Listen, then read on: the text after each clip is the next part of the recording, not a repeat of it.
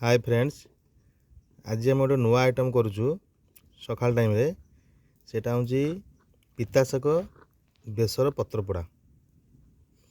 एथि आम आनी कि पिता शाग गोटे पेस्ट बनिया इतने पड़ी सोरिष रसुण कंचा लंका 4टी जीरा आउ खंडे पियाज गोटे पेस्ट बनिया तापर आधे आड करा कौन सोरिष तेल तापर लुण आउ हलदी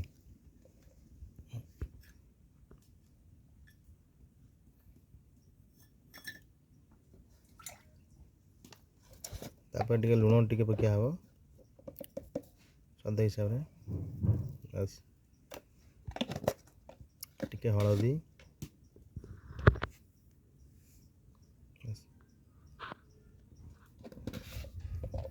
आउ सोरिष तेल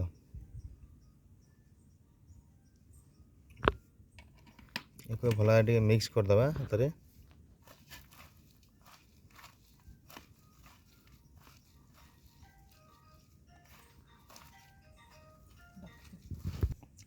एबे सब जिनस मिक्स करागला एबे ताको कदली पत्र रे रखिया देव।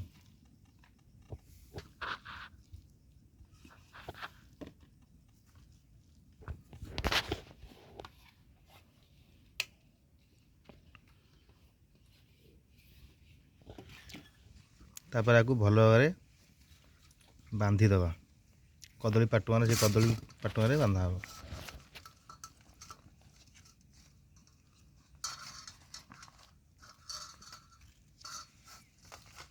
या पे कदली पत्र मंज पत्रटा भल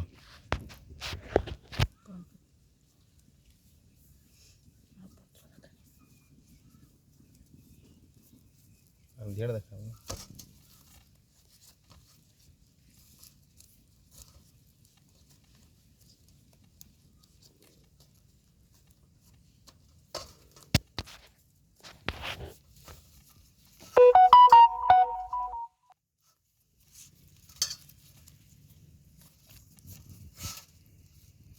एबे बंधा सरला एबे ताकू चुलीर जो रड निआरे एटा पोड़ा हबा एटा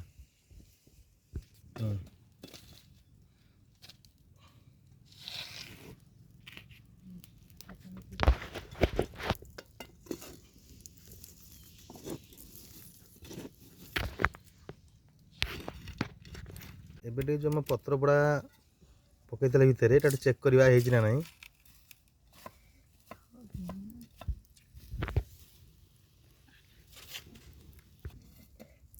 एबे कढ़ा हबो जो पत्र पोड़ा होता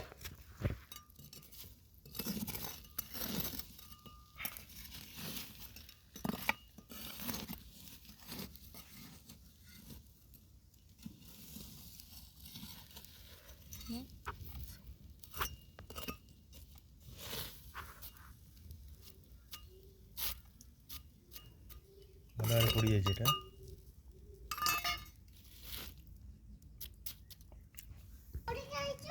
एबे देखंतु बढ़िया देखा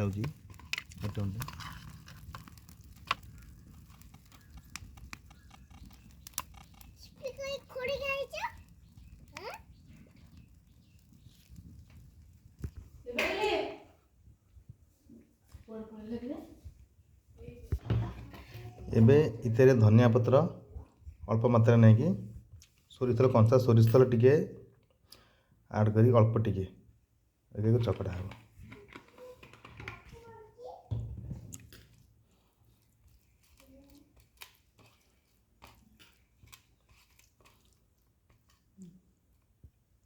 मेरा रेडी है गला एटा भात रे खिया हबो।